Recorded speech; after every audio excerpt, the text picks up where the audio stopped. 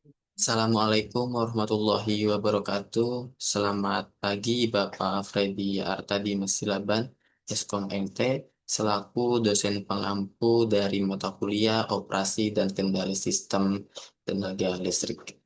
Perkenalkan, nama saya Hendra Saputra dengan nomor induk mahasiswa 41425110026 dari program studi Teknik Elektro Universitas Mercu Buana. Pada kesempatan kali ini, saya akan mempresentasikan hasil dari tugas besar mata kuliah Operasi dan Kendali Sistem Tenaga Listrik ini, yang saya beri judul yaitu Simulasi Sistem Microgrid Berbasis Python dengan integrasi Load Frequency Control, kemudian Automatic Voltage Regulator atau AVR, Battery Energy Storage System atau BESS, dan juga under frekuensi relay. Nah, mari kita lanjut ke pembahasan. Sebelum saya lanjut ke simulasi, sedikit akan saya jelaskan mengenai latar belakang dan lain-lainnya sebelum masuk ke simulasi inti. Nah, seperti yang sudah kita sama-sama ketahui, selain untuk memenuhi tugas dari mata kuliah ini, tentu sama-sama kita ketahui bahwa perkembangan sistem tenaga listrik saat ini semakin mengarah pada pemanfaatan energi terbarukan, khususnya pada pembangkit listrik tenaga surya. Tetapi karakteristik pembangkit energi terbarukan ini biasanya bersifat intermittent, sehingga menyebabkan sistem menjadi lebih rentan terhadap perubahan baik frekuensi dan juga tegangan. Oleh karena itu, eh, pada tugas besar ini saya akan mencoba untuk menyelesaikan tugas yang sudah diberikan dalam sebuah perangkat lunak simulasi berbasis Python yang mampu mensimulasikan operasi sebuah microgrid satu area. Nah, simulasi ini tentu akan mengintegrasikan empat bagian utama, yaitu Load Frequency Control atau LFC, Automatic Voltage Regulator atau AVR, Battery Energy Storage System atau BESS, dan juga Under Frequency Relay sebagai sistem proteksi. Nah, saya lanjut. Tujuan utama dari simulasi ini. Di sini saya rangkum menjadi 5 tujuan berdasarkan rincian tugas yang sudah diberikan.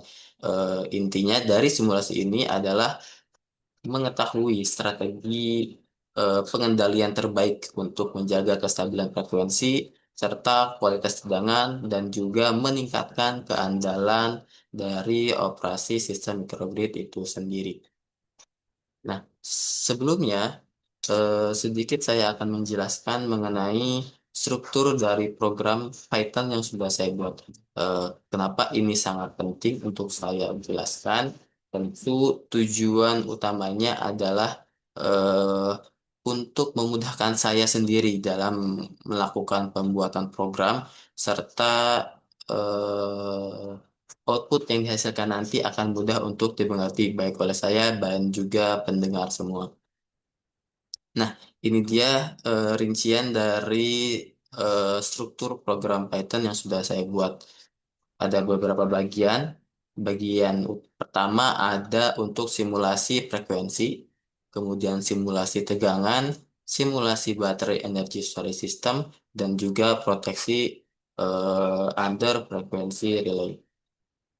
Nah, dari semua program ini akan menjadi dikendalikan oleh satu sistem yaitu berada di program utama ini atau MainP.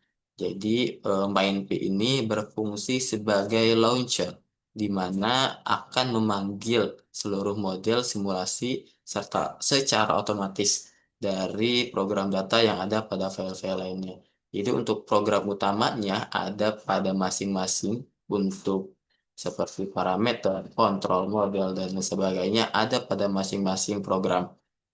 Kemudian ada pada masing-masing file eh, untuk melakukan perintah launchernya ada pada program utama yaitu pada main V. Nah, saya harap dari struktur program ini akan lebih memudahkan untuk saya dan juga pendengar dalam memahami hasil dari simulasi ini. Baik, mari kita lanjut ke simulasi dari program yang sudah saya buat. Nah, dapat dilihat saya menggunakan eh, VS Code untuk tentu yang sudah disandingkan dengan yang sudah terhubung dengan Python, program Python. Nah, di sebelah kiri dapat terlihat bahwa tugas besar ini terdapat menjadi beberapa bagian. Pertama, yang paling utama adalah laporan dan juga micro project. Nah, untuk laporan ini nanti saya akan isi baik itu laporan hasil, kemudian PPT presentasi, dan juga program dari file ini sendiri. Nah, untuk di file folder Microgrid Project ini terdiri dari masing-masing program seperti yang sudah saya jelaskan sebelumnya, baik frekuensi, AVR, kemudian USS, dan juga UFR.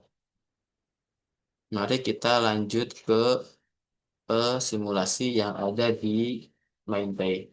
MindPay ini, seperti yang sudah kita jelaskan, merupakan launcher atau memanggil dari semua sistem yang sudah ada, sehingga tidak perlu ribet, hanya perlu memanggilnya saja. Baik, mari kita mulai ke terminal simulasi. Saya mengambil dari folder project tadi. Kemudian saya masuk ke perintah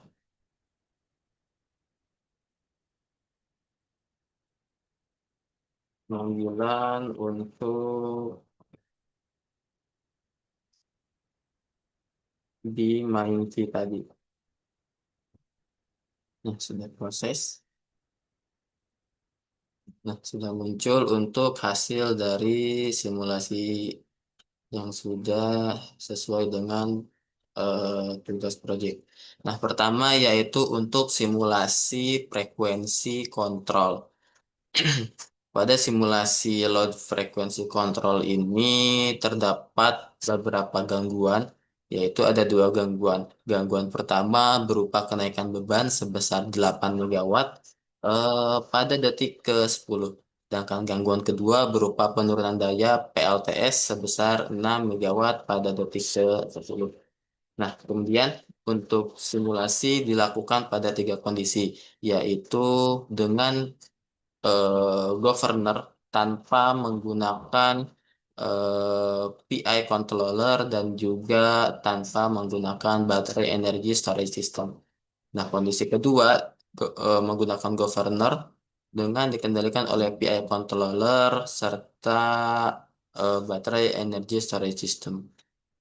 Nah, dapat dilihat pada grafik bahwa kondisi pertama tanpa menggunakan PI controller dan juga battery energy storage system.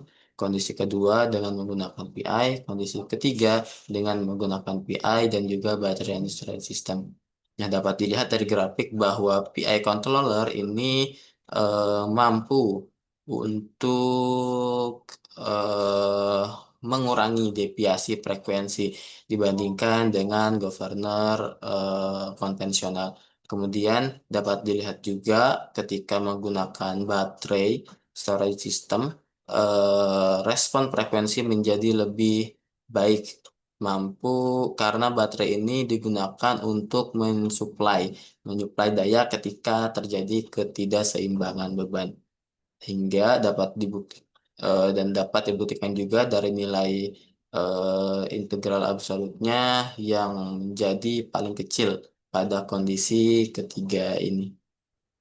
Dapat dilihat dari gabungannya, terlihat ketika tanpa PI dan juga BSS dibandingkan dengan menggunakan keduanya. Seperti itu. Nah, governor di sini berfungsi sebagai pengendali, yaitu pengendali primer yang menyesuaikan daya mekanik generator ketika terjadi perubahan frekuensi.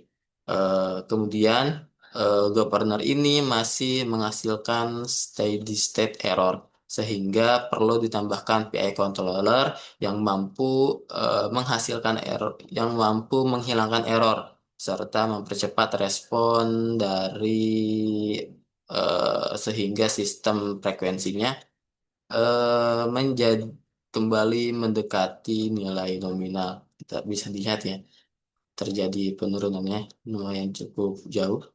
Ketika menggunakan keduanya, frekuensi akan kembali ke nilai nominal. Seperti itu. Mari kita lanjut ke percobaan simulasi selanjutnya. Cukup dengan menggunakan enter, kita akan pindah ke simulasi selanjutnya. Oke, untuk simulasi selanjutnya yaitu dengan kondisi automatic voltage regulator. Eh, Terdiri dari dua kondisi, yaitu kondisi pertama tanpa menggunakan automatic voltage regulator ini atau AVR, dan kondisi kedua dengan menggunakan AVR itu sendiri.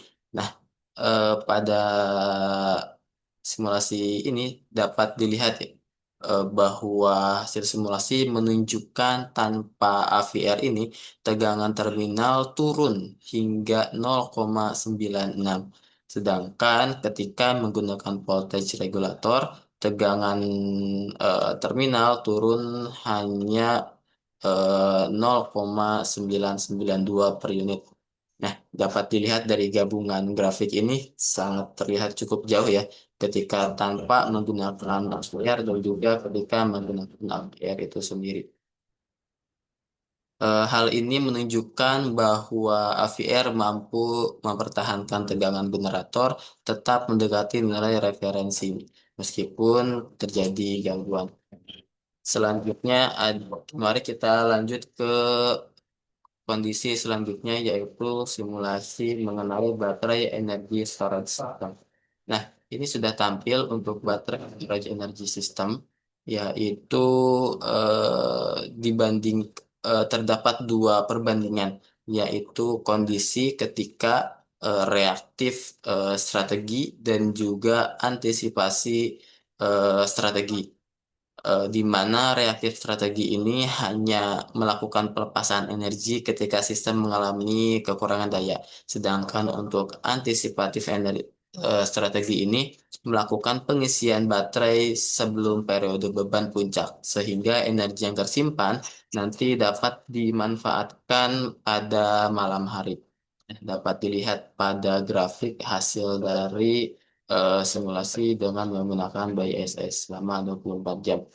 Terlihat bahwa strategi antisipatif ini menghasilkan nilai energi not saved, nilai energi not saved di mana yang lebih kecil dibandingkan dengan strategi reaktif.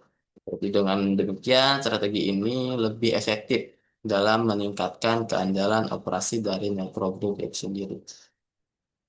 Nah, terakhir yaitu simulasi mengenai by UFR atau under frequency relay. Dapat dilihat dari hasil simulasi untuk under frequency relay analisis ini. Relay ini diatur bekerja apabila frekuensi turun hingga 49,7 Hz selama 0,3 detik. Berdasarkan hasil simulasi, seluruh kondisi menghasilkan frekuensi minimum yang masih berada di atas batas tersebut, sehingga relay tidak melakukan load shedding. Hal ini menunjukkan bahwa sistem pengendalian yang telah diterapkan mampu untuk menjaga kestabilan frekuensi sehingga produksi dapat tidak terjadi, tidak perlu untuk bekerja.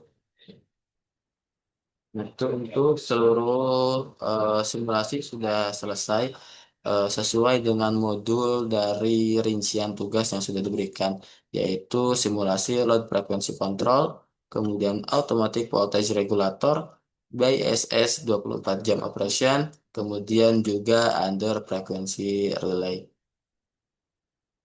Sebelum kita tutup, sedikit saya akan menampilkan dari isi PowerPoint-nya. Di sini juga sudah saya tampilkan hasil dari simulasi load frekuensi kontrol dan juga kesimpulan dari simulasi tersebut.